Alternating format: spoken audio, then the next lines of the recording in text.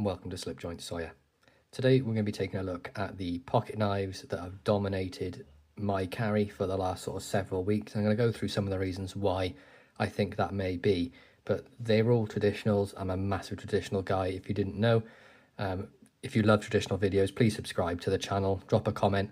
I'd also love to know what knives you guys have been carrying over the last sort of weeks. Do you sort of carry one for a week and then change out, or do you sort of mix and match daily? I know some people like to carry multiple knives a day, like in the morning they might carry one, they might change out at lunch. For me, I do like a daily carry. So for example, I've been carrying this quite a lot over the last sort of month. Now this is one I picked up on the secondary market. It was an ebony sheep's foot, just the regular sheep's foot sort of jack. The ebony was just a bit plain. There wasn't any sort of figuring in it or anything like that, so I took the ebony off and replaced it with some nice old English oak, and now it's become a fantastic user in my collection. You can see there's some patina coming on the blade. Now I love using all my knives. I'm doing quite a lot of property work at the moment, so I'm out in the yard doing cementing, things like that, woodwork, so all of my knives are taking a bit of a hammering at the moment, but they all clean up fine and they all have no issues whatsoever.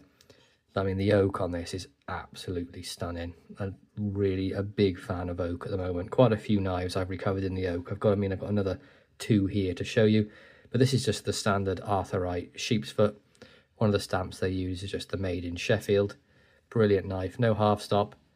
Great action on this one, proper guillotine, probably about 7.5 to an 8 pull, I would say, max. Brilliant edge on it, and it's really comfortable in the hand, this one. And these are available on Heine Haynes. They actually have an exclusive at the moment, which I've done a video on previously if you want to go back and check out my other videos. And they're also available at the famous Sheffield shop and the Bakewell cook shop as well. But yeah, I'd be picking one of these if I were you. It's a great knife, especially if you like a sheep's foot blade. And while we're on the topic of straight blades, they've really dominated my carry now. There's a few clip points and spears in here, but there's one knife that's was in my pocket for maybe about 3 weeks straight, and that is this. Now this is a Michael May lambsfoot. This is in 01 tool steel, brass bolsters. You can see that blade is filthy. There's Michael May's tang stamp there. Some nice swedging on there as well. But this blade has been used for absolutely everything, and this one did come in stag, but I do love stag, but for me it's got to be sort of, I know you can't get it uniform, but it needs to be sort of similar thickness all the way down, whereas this one was really thin here and then quite bulky at the end, and it just looks weird. So I replaced it with oak as well. Again, oak looks great on this. Brass liners and bolsters, really nice action on this. It's not that centered, but this is an absolute abuser for me. This is one of those knives which I'll just do anything with. It's really nice Michael May lambsfoot. Really become a massive fan of the lambsfoot and sheepsfoot blades this last sort of month, and I didn't want to show all the ones I've carried because it'll be quite a few, but these style knives have really dominated my carry. Another one that's been in and out of the pocket over the month is this really cool little Buck 55. This is in oak as well. This is one of the first knives I did in oak. It's not the best. There is a little bit of gapping around the bolsters, which I will redo it at some point, but for now it's absolutely fine. And I carry this in a really nice little slip that Lynn, Miss Naked Sean, made for me. Beautiful little pocket slip for it. But yeah, it's a really great little lockback. It's like a 5th pocket carry. In the UK, of course, locking knives aren't legal to carry outside, but I use it around my property and things like that. But of course, I would never carry it out in public. And then we're on to just a load of pretty much jackknives now. There's one particular knife I want to leave to the end because it's a special one, but this is a Buster. This has been on my belt for the last couple of days, and I've been loving carrying this thing again. I don't know why I stopped carrying it so much, because it is absolutely fantastic. And if the focus will actually show you the knife, there we go. There's Ashley's maker's mark there. Got a brilliant 01 tool steel clip blade. This blade is taking a bit of a hammer in. It's got quite a lot of scratches on it. It's been used to open bags of gravel, cement, all that sort of stuff. But I've been cleaning it out sort of after use. Not really sharpening the blade much, cleaning the blade, just mainly getting the grit out from in the channel, because you don't want that in the pivot when you're opening and closing it. See, this has got great snap. This is beautiful red linen micarta. Bird's eye pivot on there as well. And we got this one as just a working knife, so there's no file work or anything. It's just a working man's knife, and it is absolutely fantastic. It's definitely my favourite version of a Sodbuster blade that I've got in my collection. Another one that's probably not a surprise has been in my most carried for the last maybe 3 months straight. This is another Ashley Harrison. This is the Namibian ironwood thick webbed or linered Barlow. Of course, got brass bolsters as well. 01 tool steel clip blade. Absolutely fantastic knife. This has seen so much use. I've cleaned it off twice and it's still filth again. I just love carrying this thing. I really enjoy the weight to it, knowing it's in your pocket without having to keep checking. Honestly, it's not far off a buck 112. It's heavier than the 112 in nickel silver, but not quite as heavy as a 112 in brass. But it's absolutely beautiful, and the action on it, snappy, wonderfully centered. You can pull it. It's probably about a 7.5 to an 8, but fantastic. Love a Barlow, and these Ashley Barlows are superb. A couple more two-bladed jacks here that I've been carrying over the last week or so. We'll start with the GEC. This is one I picked up on the secondary market for a very good price. Now this is the bunny knife.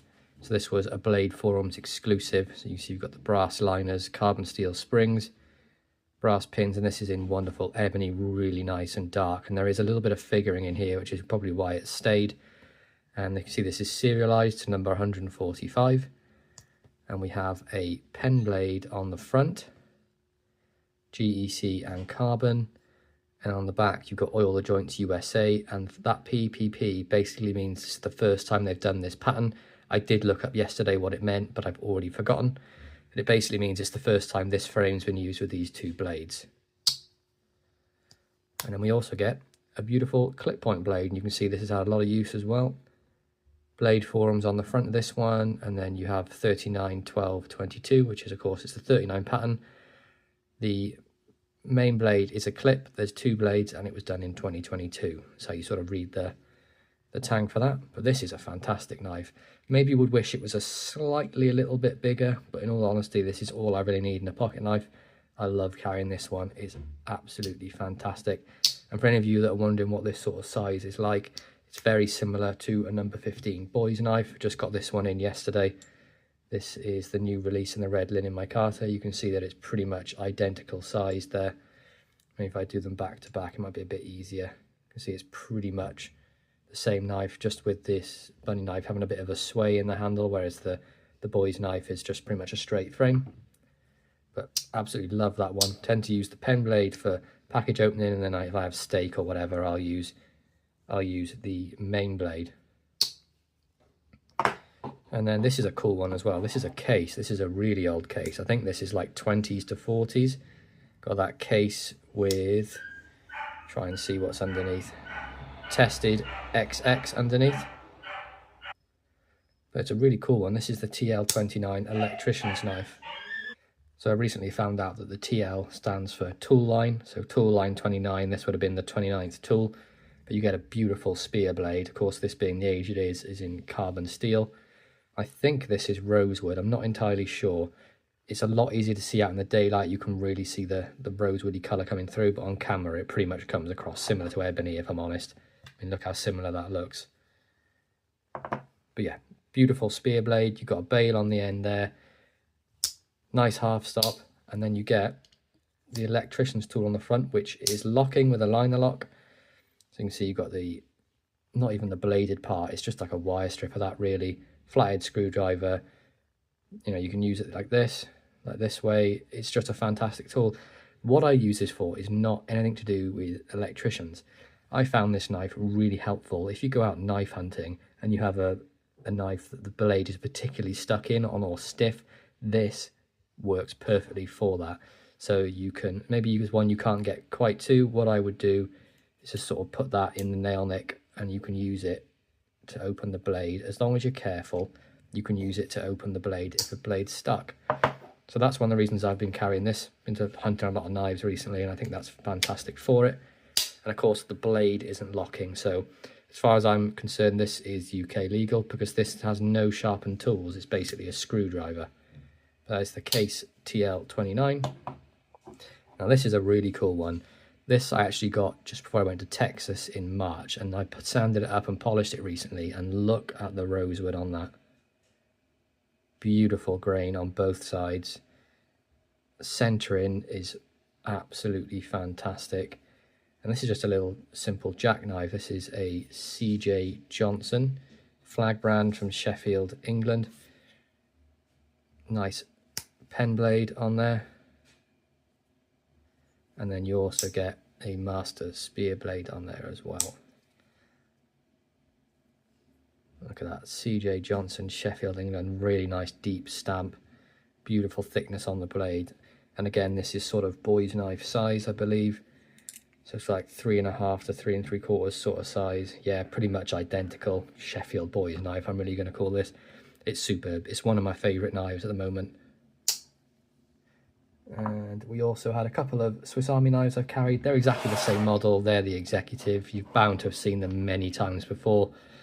It's just like a jumped up classic SD, really. You get main blade, the orange peeler with a screwdriver. There's a little blade on that side as well. There's a pair of scissors, and what I love is the sort of the nail care tool with the nail cleaner and the file. As you can see, my hands are grotty at the moment. I'm doing my best, but the amount of building work I'm doing, it's impossible to keep on top of them. So there's this one, which is the slim A-locks, and this one here, which is the Celador, but I've replaced it with Wenge scales, so you get the tweezers and the toothpick on this as well. And I've also been carrying them in a nice little Lin leather slip. This one, you can pretty much see it's molded to the shape of it, and that just sort of lives in my front pocket like that, and that's all I really need now from a Victorinox. I think I've found my perfect one. I know that's quite hard for a lot of people to say.